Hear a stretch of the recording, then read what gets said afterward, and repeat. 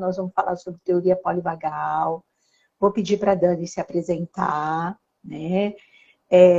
Nós estamos brincando aqui sobre tá agitado, tá nervoso, se a presença de quem a gente conhece aqui, principalmente das nossas figuras maternas, se vai deixar a gente regulado ou desregulado, que é uma expressão que a gente usa para falar do sistema nervoso autônomo, que nós vamos falar disso hoje, né?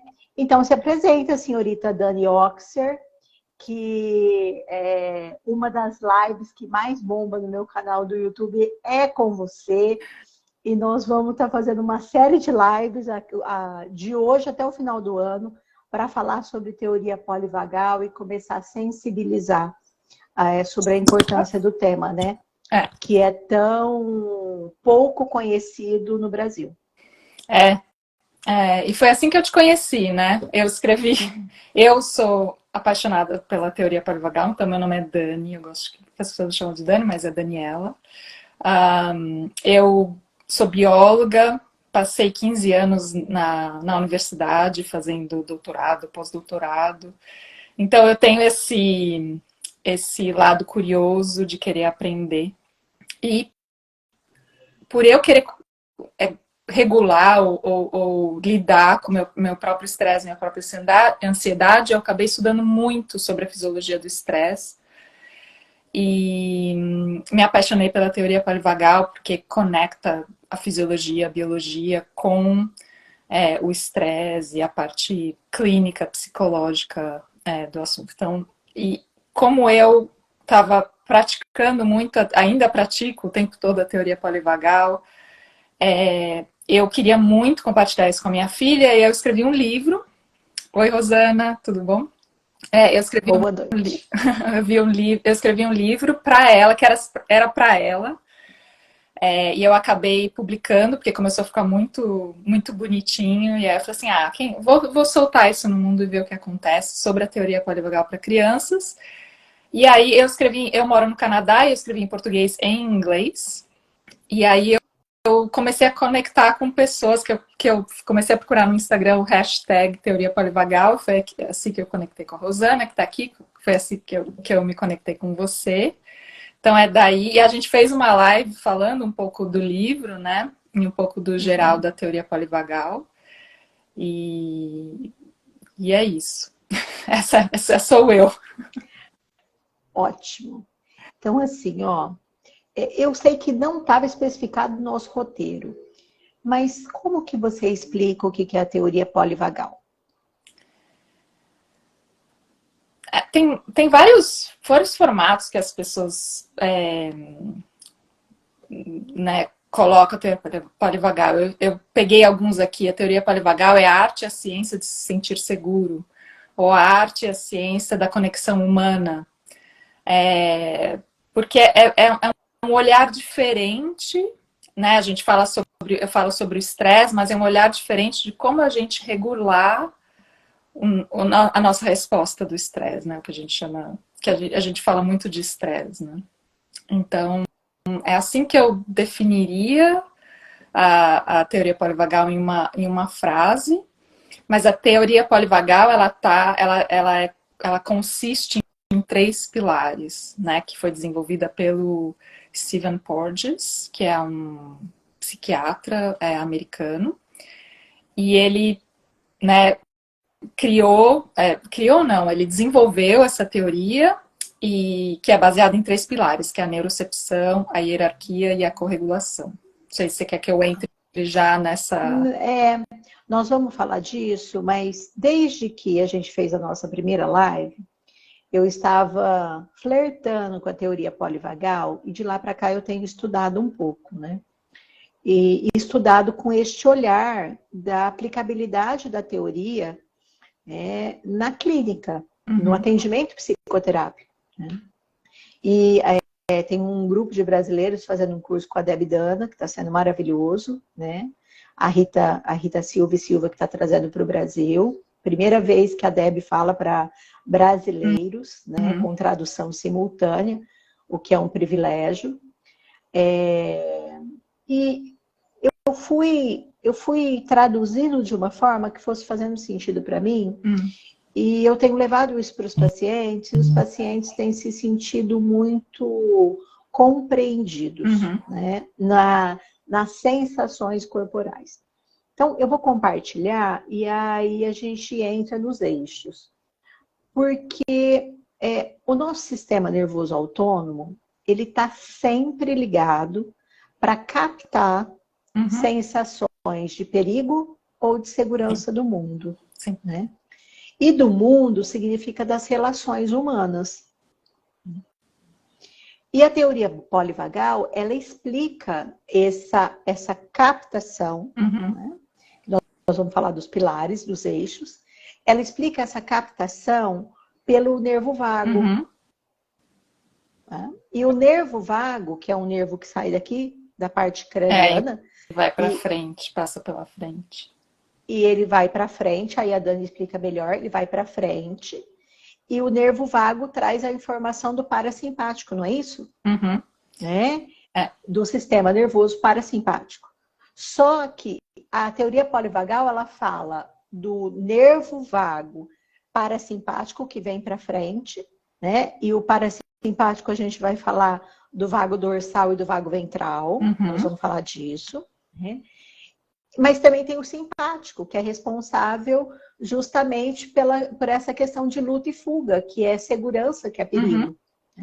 E tudo isso em fração de segundos, que faz com que toda a nossa respiração mude, toda a nossa expressão mude, todo o nosso engajamento social de oi, que legal, ou, pelo amor de Deus, mude, em fração de segundos. Porque o corpo ele reage muito mais rápido do que o pensamento. Então, a ideia é que a gente possa integrar essas informações. Né? Não, a adrenalina em milissegundos que entra na corrente sanguínea. Então, é realmente muito rápido. Então, não sei. E falando desta forma, né, principalmente pacientes com muito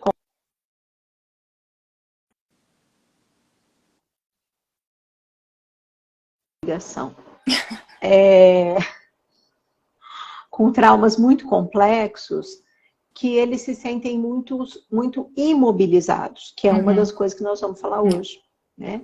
Então, assim, vai trazendo os conceitos e aí nós vamos recheando de exemplos disso no dia a dia e no corpo das pessoas. É muito bom que você traz como você conversa com as pessoas, porque eu acabo tendo uma visão assim mais analítica, né, mais científica. Então é muito boa essa conversa, essa interação. Mas a tua visão analítica e científica colabora para eu poder transformar isso numa linguagem coloquial para que a pessoa que eu estou atendendo consiga entender o que está acontecendo com ela.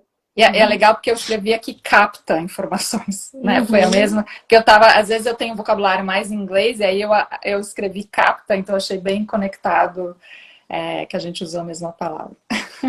Essa semana passada uma paciente me mandou uma mensagem pedindo para antecipar a sessão, dizendo que ela estava muito mal, que ela não estava conseguindo dormir, né?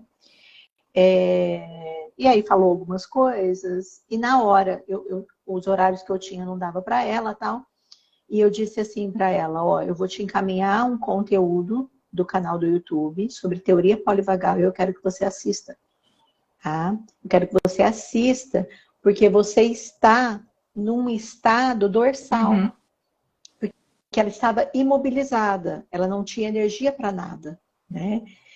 E aí, na sessão seguinte, ela chega falando, essa teoria polivagal faz muito sentido, né? E ela ajudou eu me acalmar. Então, é por aí. Eu acho que o nosso objetivo é levar essa informação. Faz muito sentido, né? Então, conta pra gente dos 3 eixos, dos 3 pilares da teoria polivagal.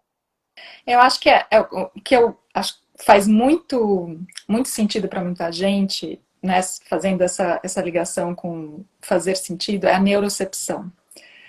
Pelo menos é o que faz muito sentido para mim.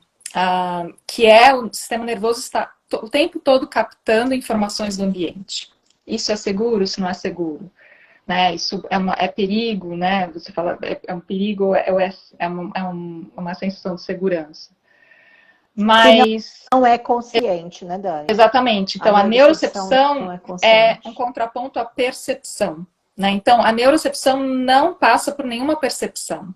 Então, o seu sistema nervoso vai captar essas informações baseado nas suas experiências que você teve até hoje, né? De infância, até essa semana passada, não precisa ser de infância, as de infância ficam, né, com a gente por É mais que tempo. as experiências atuais desencadeiam gatilhos Da das infância. experiências vividas. Isso. Né? Então, e isso não passa por percepção. Então, às vezes a gente tem uma reação. No livro da Deb Dana, ela tem um exemplo muito legal, que é uma paciente dela estava na farmácia, lendo um rótulo de alguma coisa, e de repente ela sentiu o batimento, o coração batendo mais rápido, o batimento cardíaco aumentando, e ela se sentiu ansiosa, mas, né, então não dá para, às vezes dá para a gente mapear qual é o estressor, o que é que está causando, e às vezes não dá para saber. Não dá para saber o que o seu sistema nervoso captou. Então, por isso que a teoria polivagal traz esse olhar para a reação do corpo, né? E você lidar com a reação do corpo ao invés de ficar se envolver com os pensamentos ou tentar achar o que causou, né? É realmente essa conversa, e foi o que a Rosana trouxe na live que eu fiz a semana passada, eu adorei essa conversa constante que você tem com o seu corpo. Uhum, Aí o uhum. segundo fala, você quer comentar alguma coisa? Eu quero comentar uma questão da neurocepção. O Stephen Porges, ele é muito claro quando ele traz que aquilo que o teu corpo sente é verdade. Que seja o perigo ou que seja a segurança, né? Que eu tô na farmácia, tá tudo bem, né? Tô lendo um rótulo, minha respiração tá tranquila, tô em segurança. Quando eu tô lendo um rótulo e aquilo começa a acelerar meu coração, alguma coisa meu sistema nervoso captou, que não chegou na consciência. Tá? Porém, ele faz uma ressalva da neurocepção, que é a questão de pessoas que passaram por traumas muito severos na primeira infância. Pessoas que vivenciam autismo, né? O TEA, que é o transtorno de espectro autista, alguns transtornos mentais que acontece que a percepção, a neuropercepção, ela vem distorcida. Tá? E assim, o que me cabe, que é a minha área, que é trauma, por que vem distorcida? Porque se eu tive uma vivência lá atrás de qualquer negligência, abuso severo e repetido, eu tenho uma percepção distorcida do que é perigo. Tá? Então, eu vou estar com o meu sistema nervoso ativado o tempo todo, que é diferente de uma pessoa que passa por situações e o sistema nervoso, ora fica ativado e ora ele fica calmo. Ora vem o estressor, ora ele se acalma. Pessoas que vivenciam traumas muito severos, eles vão para a vida ativados constantemente. Então, o sistema simpático dele, de luta, de fuga, ou até de imobilização, ele fica ativado o tempo todo. E aí tem um questionamento se essa neurocepção capta corretamente. É o único senão que ele coloca. Né? E eu penso que é importante deixar isso claro aqui. Perfeito. Até porque, mesmo que aqui não tenha perigo nenhum e eu farejo um perigo e fico em estado de alerta, está resgatando uma memória do meu cérebro reptiliano. Né? Então, era isso que eu queria acrescentar. Então, o segundo pilar é a hierarquia. Tem uma ordem. né, uma ordem, né, tem aquele diagrama que é uma escada que a Deb Dana usa, que é muito bom, que se você está se sentindo bem, se você está no vago ventral, se sentindo bem com você conectado com o estável, e você e o seu sistema nervoso capta alguma situação de perigo, a primeira resposta é a resposta do luta e fuga. O seu corpo ele vai usar a energia para enfrentar, né, esse desafio que apareceu. Então, tem essa ordem. Primeiro é a ativação do simpático e depois, em terceiro lugar, seria a ativação em segundo lugar, do vago dorsal, que seria o colapso, eu acho que em português a gente usa, né? Que seria, se a gente falar congelamento, de uma forma, colapso. se a gente falar de uma forma linear, só para entender, é como assim, usasse energia para enfrentar o que está acontecendo e aí depois já consumiu toda a energia e entra num modo de economia de energia, né? Que o corpo sente que tudo bem, então vamos economizar energia, que é a melhor forma de lidar com esse estressor ou esse perigo que continua, né? Podemos dizer assim, que não saiu da frente, ou que você ainda não lidou, então você vai para um modo de economia de energia. E aí, o que é importante ressaltar é que se você vai para o vago dorsal, você tem que passar pelo simpático para poder voltar a se sentir bem. Eu acho que é bem importante, porque uma das formas de sair da imobilização, como você falou da sua paciente, é acrescentar o movimento. Né? Eu acho que esse é o mais importante. Você sabe que tem tido muito uma pergunta, né, assim. Gente, ignora essa parte aqui, tá? Fica só com essa parte aqui. Uma escada, né? Uhum. Que no sistema, vou deixar só assim. No sistema nervoso autônomo, a gente transita por essa escada. Imagina que você sobe e que você desce. Então, se você está aqui no pezinho da escada, que é o vago dorsal, para você chegar no topo, você tem que passar pelo meio, que é o simpático de luta e fuga. Né? Exatamente. E aqui no topo é a sensação de bem-estar, que é essa hierarquia que a Dani está explicando. E isso acontece no corpo. Muitos pacientes, quando eu explico que eles estão aqui, ó, imobilizados, sem força para levantar da cama, depressivos, entristecidos, eu tenho recebido muitos pacientes que falam, eu não sinto, eu não me conecto. Parece que eu estou aqui e não estou aqui. E aí, quando eles começam a compreender isso, eles falam assim, tá, mas como é que eu vou para cá? Não tem como se você não passar por aqui, pelo meio. Até porque você só chegou aqui porque você passou por aqui. Tem um exemplo que você trouxe na outra conversa que nós tivemos, que é da criança fazendo birra, né? Quando a criança faz birra no mercado, conta. É bem importante que as pessoas compreendam isso.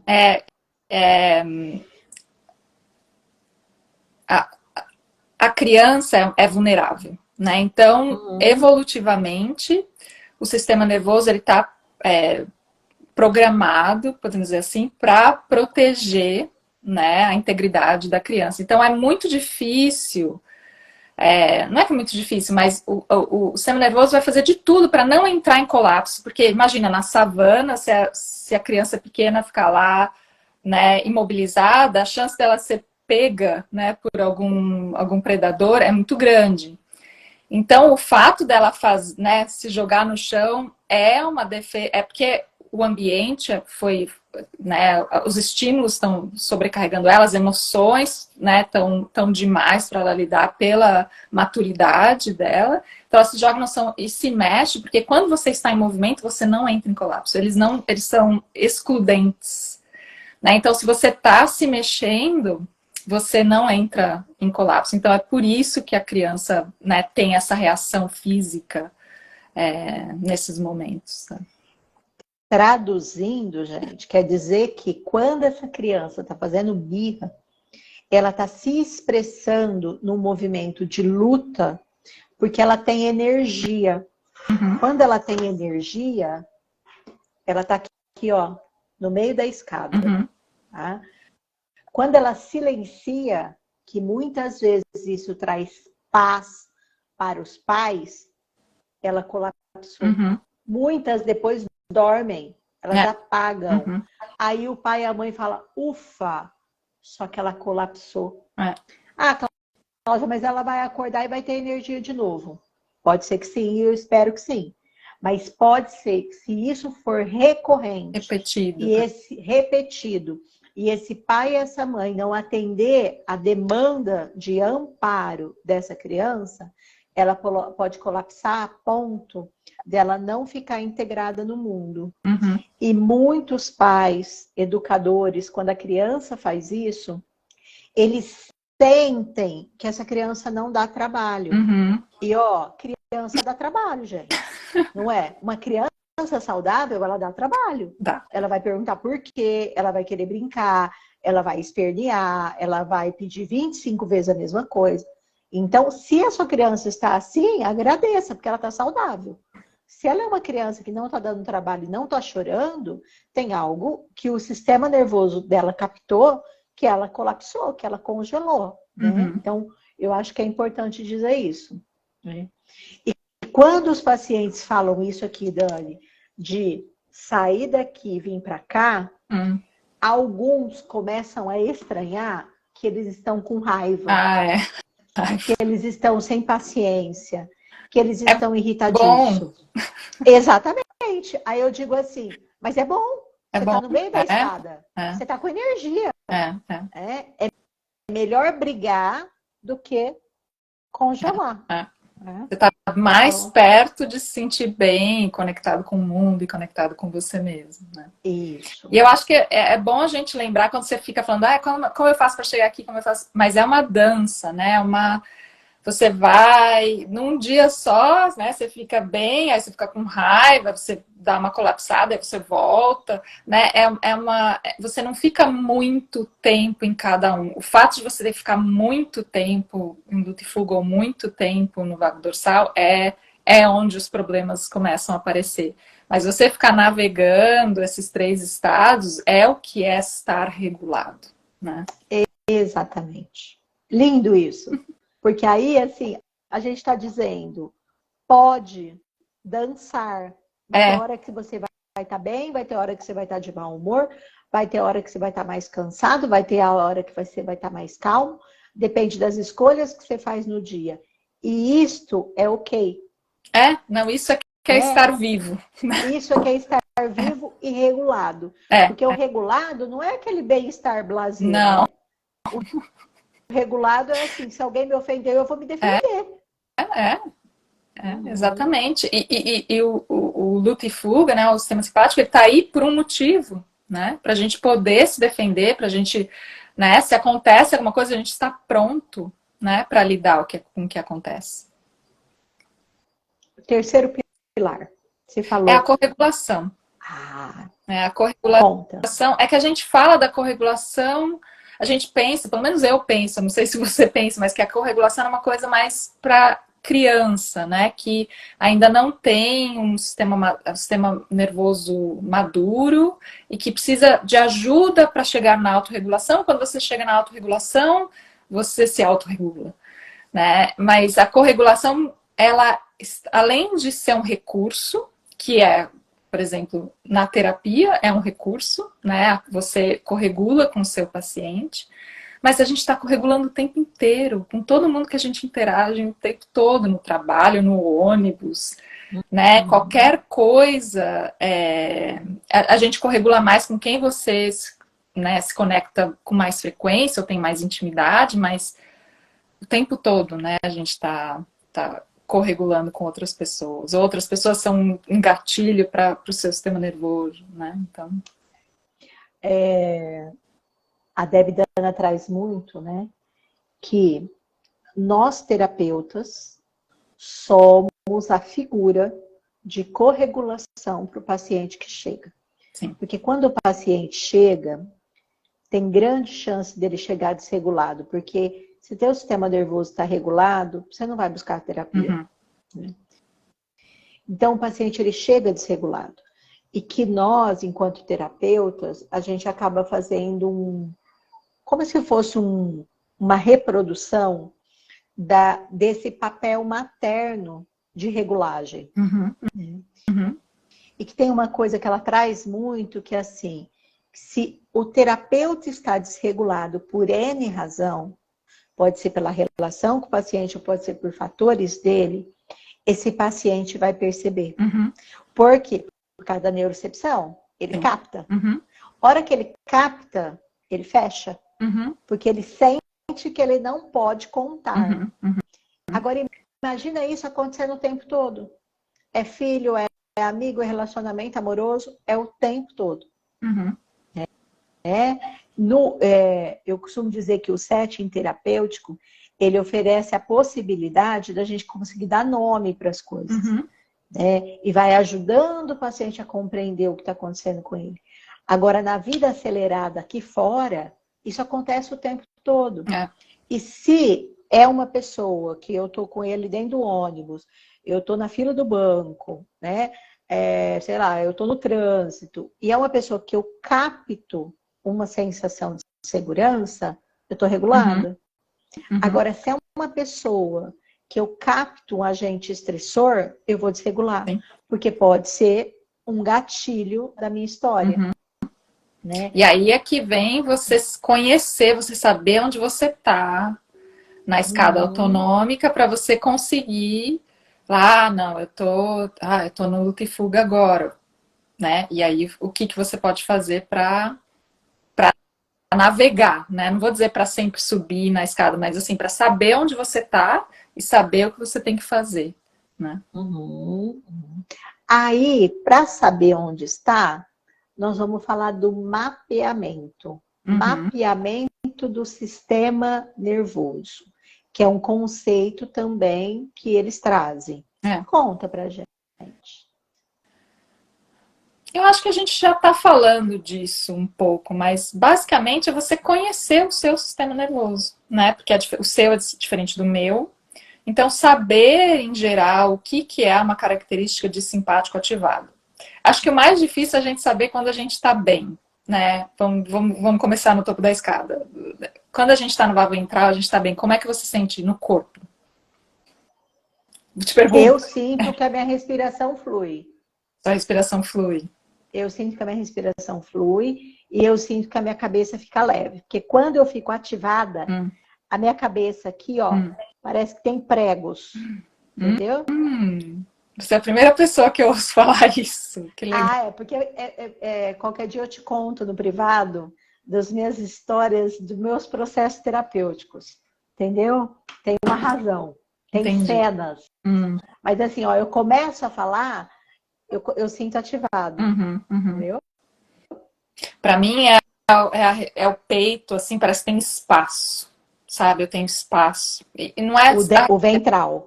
Quando eu me sinto bem. Então não é nem a respiração passando, mas é o pulmão, ele enche de uma forma leve, né? E dá aquela sensação assim, boa, gostosa. E você sabe que outra coisa que eu tenho? Olha só, quem vai me ouvir vai falar, nossa, eu também tenho essas coisas estranhas. Ou vai falar, nossa, a Cláudia enlouqueceu. Mas é assim, ó, eu sinto assim, ó, eu brinco que parece que a minha asa vai sair, sabe? Falo, nossa, agora eu vou. Eu me sinto assim, super inteira. Eu adorei. Adorei. Teve um episódio, porque eu passei alguns anos meio fóbica de dirigir. E eu morava em Campinas, eu fiz faculdade em Campinas, tinha carro em Campinas e vim para Rio Preto. E aí eu fui desenvolvendo um pouco dessa fobia, né? E aí, recentemente, eu tive que ir para Campinas. Eu fui levar meu enteado, fui dirigindo. Agradeci que era um domingo, aquelas 5 pistas da Anhanguera, assim. Falei, meu Deus, é domingo, beleza, vamos. Aí, beleza, ele foi lá fazer o que ele tinha que fazer e depois eu fui buscá-lo. Hora que eu fui buscá-lo e eu andava naquela cidade, assim, eu senti esse vago ventral falando assim, nossa, ó... Gente, eu estou compartilhando isso aqui, hein? Então, você que está ouvindo, você vai pensar, cara, essas coisas acontecem comigo. Ou vai falar, a Cláudia está enlouquecendo. Não estou, gente. Ai, adorei. Mas eu acho que às vezes é difícil a gente nomear quando a gente está bem no corpo, né? Então esse acho que é o meu primeiro convite, né? Para quando você está bem, quando você está se sentindo seguro, bem, quando você está com pessoas que você gosta, que você está numa conversa boa, o que você sente no seu corpo? Então essa a intenção do mapeamento. E aí, quando tem algum gatilho que você entra no luta e fuga, qual é a primeira coisa que você sente? Então, eu sempre falo, eu sinto calor. Eu moro no Canadá, eu tô sempre com uma blusinha, sempre. Quando eu começo a tirar uma camada, eu já sei que eu já tô entrando. É o meu primeiro sinal que eu tô entrando. Quanto mais você conhece onde você tá, quanto mais você conhece com detalhes qual que é o primeiro sinal, mais rápido você pega. Mais rápido você começa a dançar conforme a música, né? Então... Eu fico irritada. O meu luto e fuga é irritação. O meu é uma combinação. Primeiro vem esse movimento de tirar uma camada, porque eu tô sempre com uma, né, calha de eu morar aqui, tá sempre com uma blusa comprida, e aí eu fico irritada. Mas assim, sabe? Irritadinha, assim. É o primeiro... Isso. E tem uma coisa bem legal quando a gente começa a se perceber, que é contar para o outro, né? Ó, porque às vezes o outro, que você tá chegando num lugar, uma reunião, ou às vezes eu tô, sei lá, cheguei em casa, né? Ou eu vou fazer uma ligação e a pessoa fala, nossa, mas que voz é essa? Gente, eu tô irritada, calma que eu vou acalmar. Né? Então, o identificar e o poder compartilhar faz parte desse processo também de regulação, né, Dani? Sim, e outra pessoa entende de onde você vem, né? Todo mundo já ficou irritado, então tem essa coisa de compaixão, né? De entendimento, de compreensão do outro. Eu também sinto isso quando eu compartilho onde eu tô. Então, assim... E aí eu acho que tem uma coisa bem legal, porque quando você compartilha, você desmonta o gatilho do outro. Sim. Porque se você está irritado e você não compartilha, o outro, na relação complementar, vai falar assim, uai, mas por que ela está falando assim comigo? Aí ele reage. A partir do momento que você compartilha, os dois ficam regulados.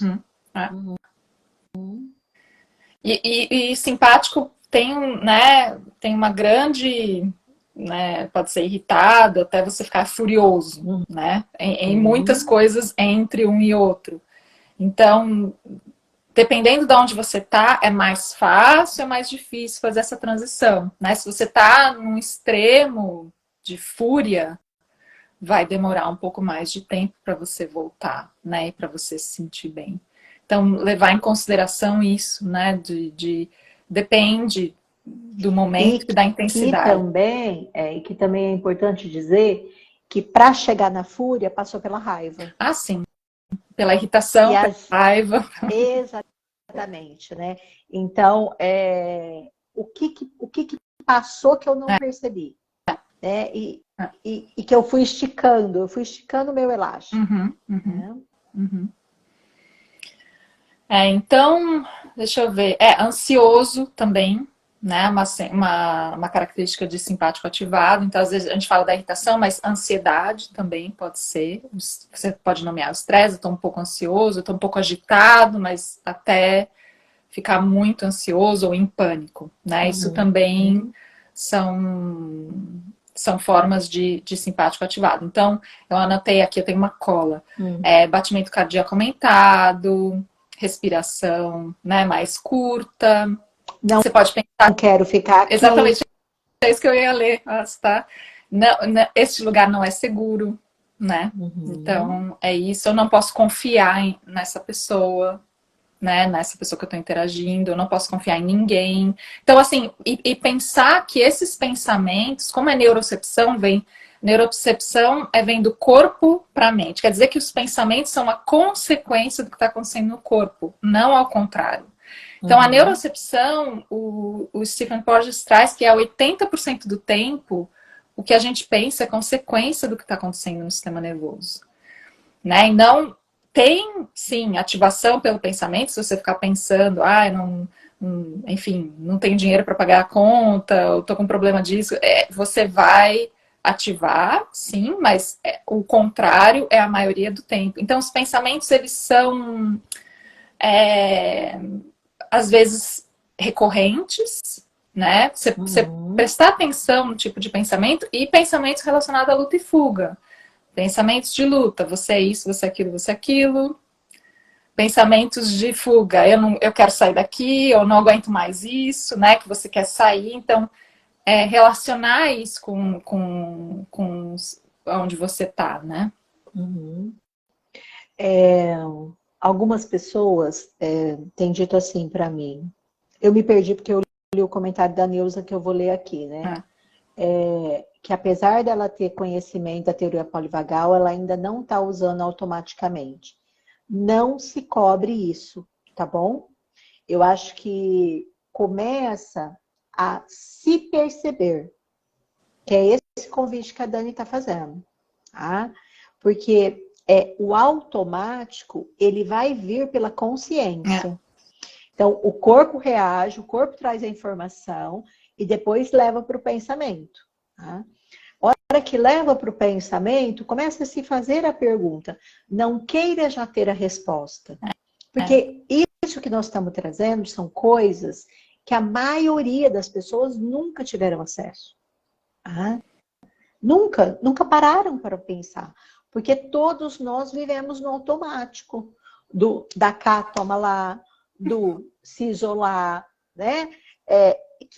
Se são essas respostas automáticas e autônomas.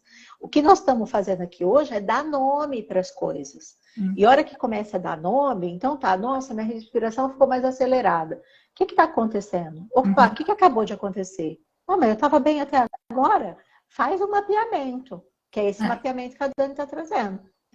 E trazer essa energia de curiosidade, né? Que traz um pouco mais de leveza, ao invés de assim, eu preciso saber, que aí traz uma coisa ansiosa. Eu preciso saber para poder, né, enfim, aplicar e... Você sabe que esse termo curiosidade, né, é um termo que ele é bastante usado quando a gente fala de teoria de trauma, da teoria polivagal, só que no Brasil, no português, ele é pejorativo, né? Porque se você é curioso, você está querendo demais, entende? Então, assim, o curioso que a Dani está trazendo seja interessado. Seja interessado naquilo que está acontecendo com você. Tenha curiosidade do que está acontecendo com você. Acho que é por aí o negócio.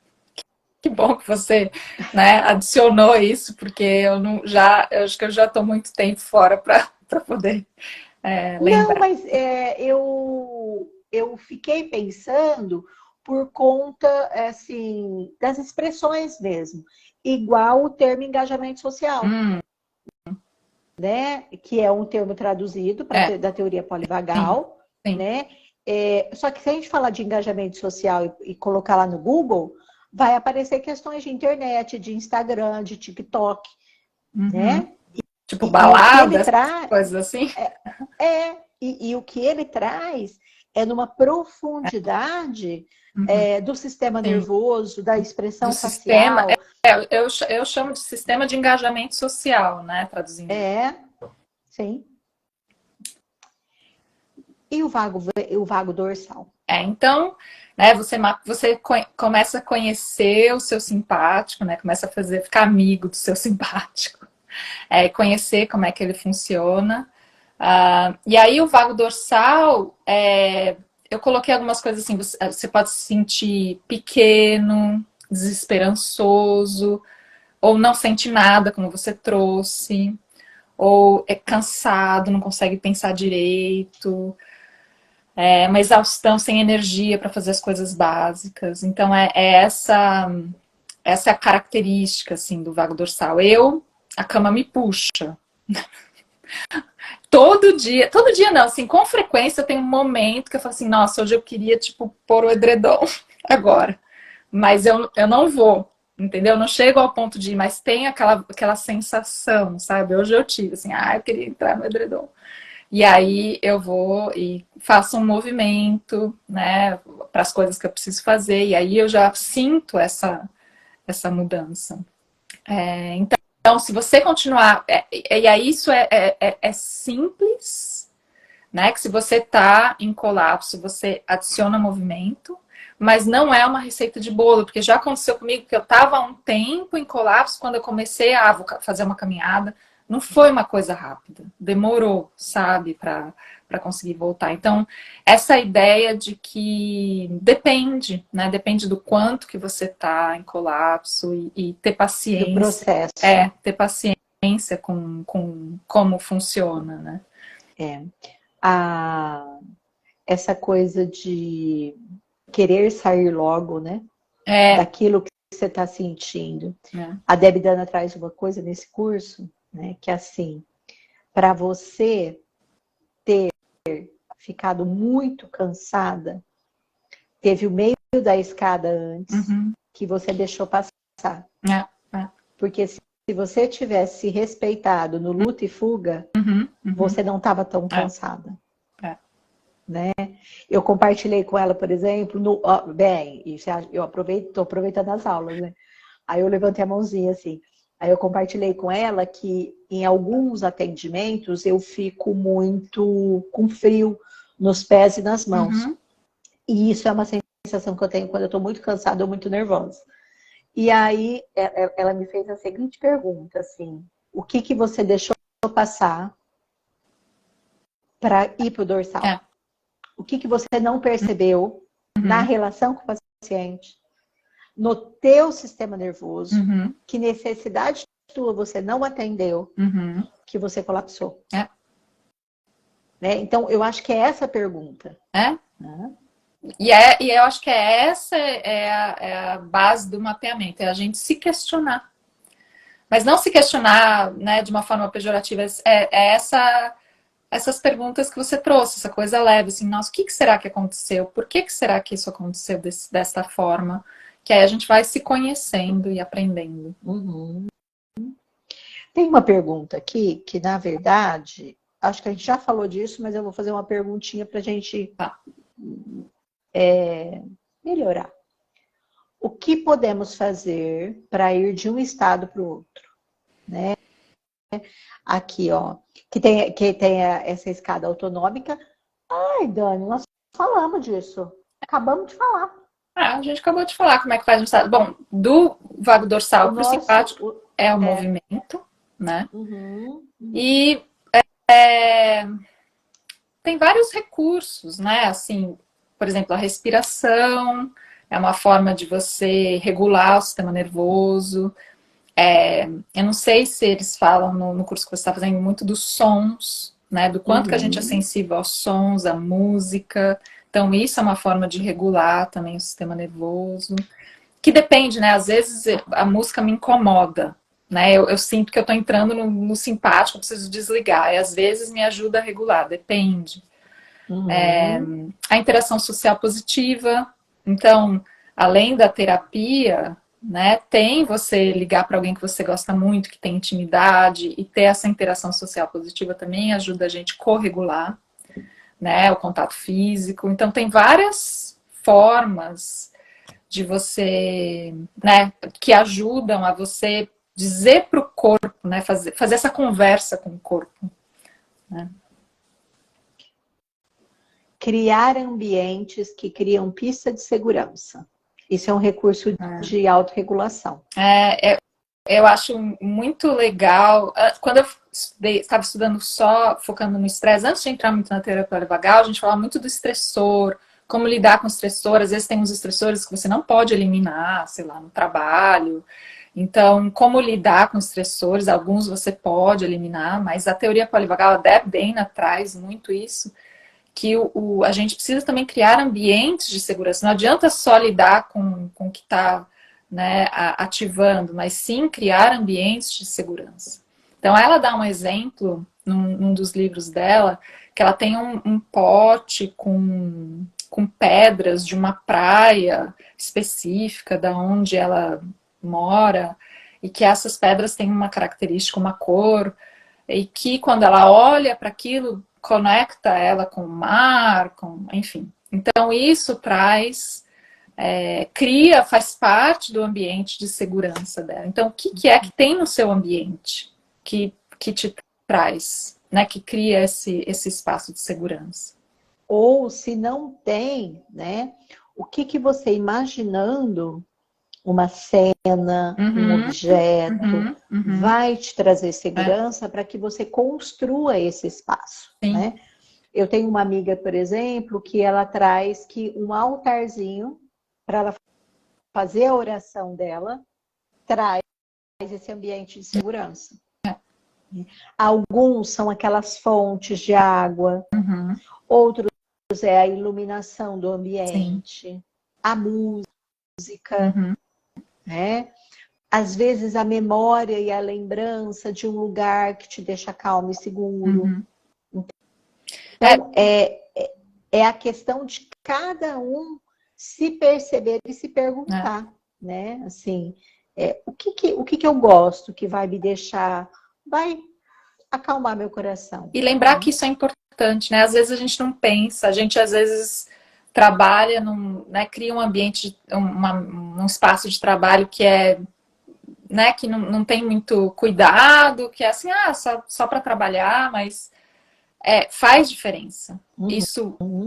né, afeta o seu sistema nervoso, afeta o seu bem-estar. Então, lembrar disso, né? Eu tenho Sim. umas plantas na frente do meu computador, porque eu trabalho, né, na frente do computador das 9 às 5. Então, eu tenho umas plantinhas, eu tenho umas pedras que eu peguei em lugares, né, que eu fui, que eu gosto de pegar pedras de lugares. E eu tenho um bilhete da minha filha que ela escreveu quando ela estava na creche.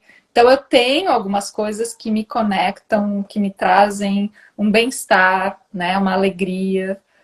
Então, eu acho que é o convite também de você pensar no que é que tem no seu ambiente, né, e o que é que você gostaria de ter.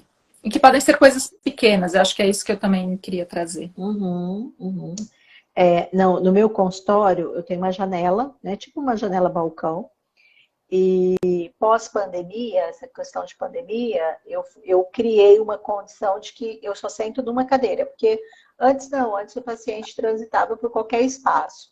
Hoje ele até transita, mas eu tenho a minha cadeira.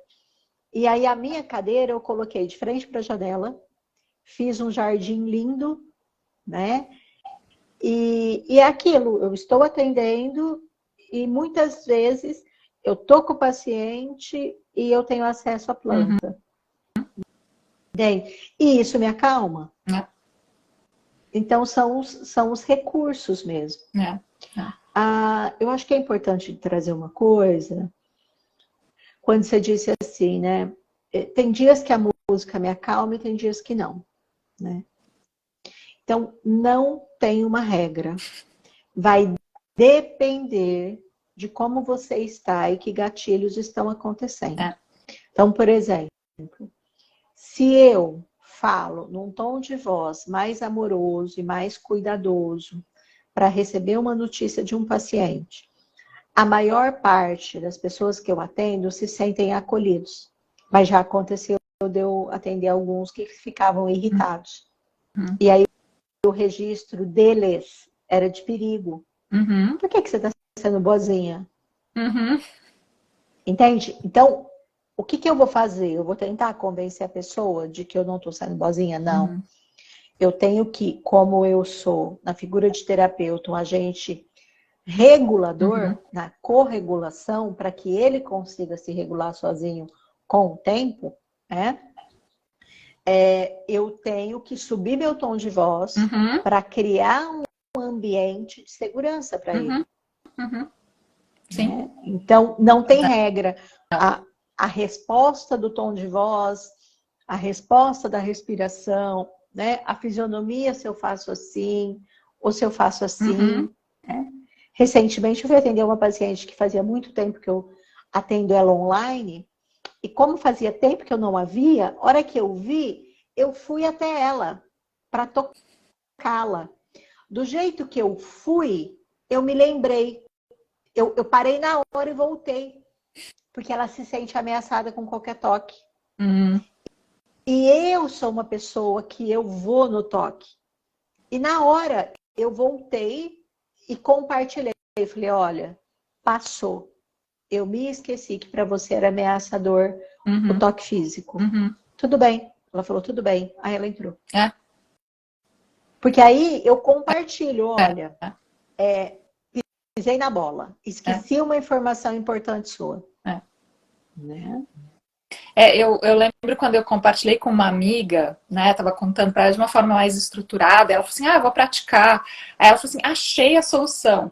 Quando eu tô irritada com meu marido, eu vou andar. E quando eu tô irritada com o trabalho, eu vou, sei lá, faço uma respiração. Ela achou, tipo, ela meio que mapeou dessa forma. Ela falou assim: não, não. Sim, porque um dia, se você tá, enfim, não dormiu direito, isso tudo, né, cai por terra, porque não vai ser tão linear e encaixado dessa forma, né? Isso funcionou nessa semana, por exemplo. Mas é uma constante conversa. E eu gostei disso acho que a Rosana está aqui. Ela falou essa conversa constante, esse bate-papo constante para você ver. E aí, o que é que você precisa hoje, né? Que é uma expressão que você usou, fazer as pazes com o seu, É, fazer amizade com o seu amizade, sistema nervoso, né? Fazer exatamente. amizade. É, É, você tem acesso a um diagrama, que eu até fiz um desenho aqui, para a gente falar tá dos em estados inglês. híbridos, né? Mas assim, quando a Dani vai falando do diagrama, é só para vocês entenderem que ela está falando disso aqui, ó, Essa aqui tá? tá No espelhada, re... né? Ah, tá espelhado. Tá. Aqui é o relaxamento, aqui é a imobilização, aqui é a mobilização, e os estados que intersexam são os estados É, híbridos, né? Mas está que, a espelhado. gente só vou falar assim por cima, de repente a gente pode voltar numa próxima vez, mas a gente lembrar que a gente pode estar em vago ventral relaxado e imobilizado, né? E simpático. A gente tem uma intersecção que é quando a gente está animado, né? Quando a gente está. Deixa eu olhar aqui. É quando a gente está brincando, dançando. Isso é simpático ativado. Né? Então, quando você vê, né, que a gente falou de criança, criança brincando, perguntando por quê. Eu falo que a minha filha nunca saiu do porquê. Tem aquela fase, ela está com 8 anos, ela não saiu ainda. Às vezes eu falo assim, só pode falar 3, acabou, assim, só falta mais 3 porquês e a gente começa de novo amanhã. Mas é quando você está animado, ou esporte, ou quando você está fazendo alguma performance, apresentação em público, isso é uma característica simpática ativada, mas você está bem, né? Então eu tô aqui, eu estava um pouco nervosa no começo, agora eu tô me sentindo bem em estar aqui, mas é o meu simpático ativado, porque eu tô, né, tem um movimento, eu tô falando. Então, esse é um estado híbrido, né? Vago ventral e simpático. E aí o estado híbrido, vago ventral e vago dorsal, seria quando você está em um momento de intimidade com alguém, quando você está conectado, mais, sabe, calmo, mas em conexão, né, com alguma pessoa, com alguma coisa que você está falando, fazendo, ou, né, uma coisa criativa, sabe? Isso é você estar bem e vago dorsal também. Então, tem esses estados que eles não são sempre ruins. Eu acho que é isso que é legal a gente pensar, que a gente pode estar bem e também ter esses estados ativados.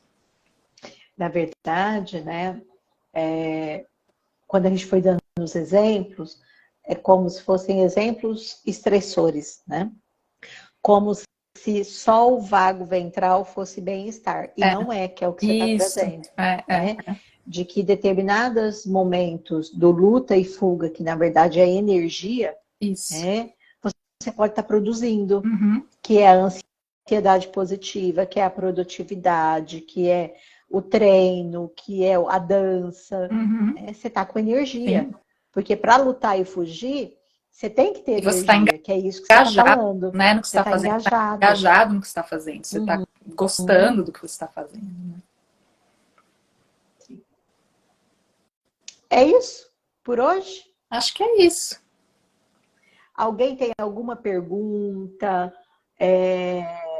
quer compartilhar alguma coisa. Essa live vai ficar gravada, né? A ideia o mês que vem é a gente falar da aplicabilidade da teoria polivagal no atendimento psicoterápico, né? Aí a terceira live a gente vai falar da aplicabilidade da teoria polivagal na educação para os educadores e pais. E a quarta a gente ainda surpresa. Não decidiu. Surpresa, né? Estamos com o nosso simpático ativado para ser criativa. Se alguém tiver uma pergunta... aliás, eu tenho uma pergunta para você. Na clínica, como que a gente definiria se sentir seguro ou se sentir em perigo? Vai muito da reação que o paciente demonstra frente às intervenções do terapeuta. Então, por exemplo, uma relação em que o paciente se sente seguro é quando o terapeuta faz algumas intervenções, algumas colocações, e esse paciente ele está ouvindo. Às vezes ele discorda, e discorda do que o terapeuta falou, mas ele não se sente ameaçado. Ele fala, será que é isso mesmo? Pensei diferente. Ele não fica reativo. Tá? Uma situação em que esse paciente se sente em perigo é quando ele fica reativo. E às vezes isso acontece numa mesma sessão mais de uma vez. Né? Eu tenho pacientes muito reativos, tá? Que o estabelecimento da confiança, o estabelecimento do vínculo, ele é lento. Todo estabelecimento de confiança é lento, mas assim, são pacientes que eles ficam muito reativos e agressivos. Então, de algumas vezes falar, mas por que você está falando isso? Sessão passada você falou uma coisa que eu não gostei. Isso que você está falando eu não estou gostando. Então, tem um ataque. Tá? A partir do momento, antes de eu ter acesso à teoria polivagal, eu sempre fazia a leitura da questão da contratransferência.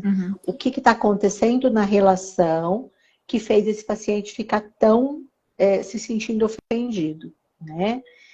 Hoje, com o entendimento da teoria polivagal, eu entendo que ele está em perigo. Então, hoje mesmo eu estava atendendo uma paciente e ela se lembrou de uma coisa e ela só me relatou.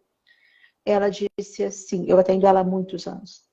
Ela disse assim, eu nunca te contei isso? Eu falei, não. Aí ela disse, eu achei que eu tinha contado.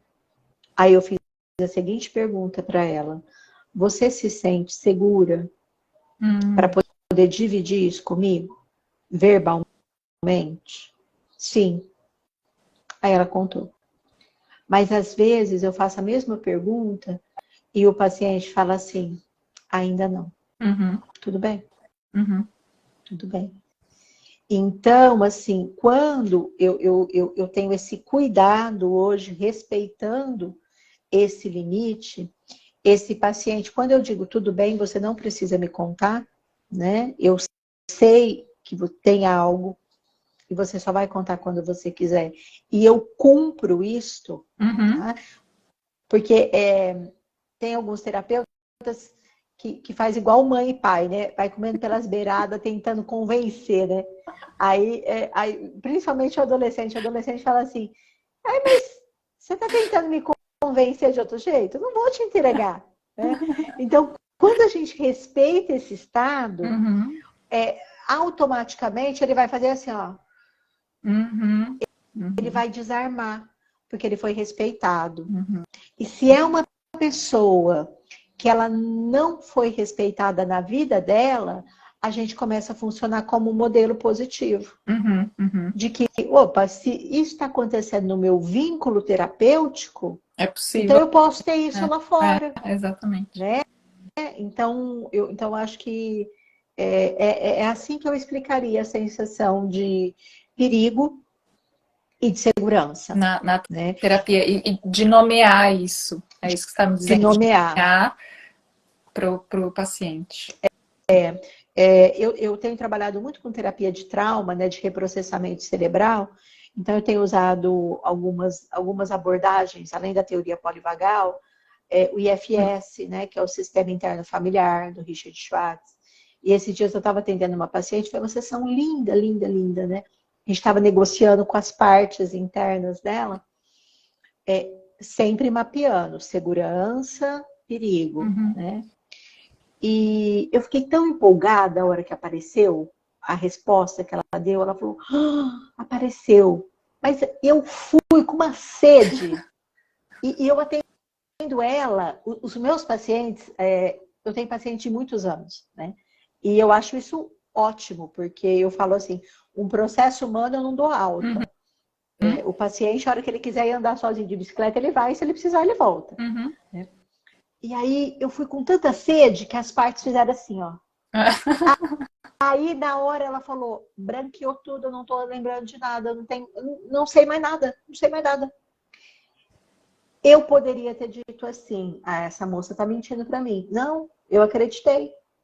Eu acreditei e disse assim para ela, pede desculpa para suas partes, porque eu fui muito rápido.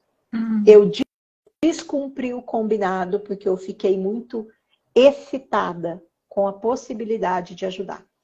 Então, hora que você faz isso, você retoma o compromisso. O que vai acontecer na relação? Posso confiar. Então, é um mapeamento constante também. É um mapeamento constante. Né? Teu e do outro, né? Meu e do outro. Né? Com uma grande diferença de que se eu, terapeuta, tenho essa informação, e aí nós vamos estar falando disso na próxima, se eu, terapeuta, tenho essa informação, eu preciso utilizá-la e compartilhar.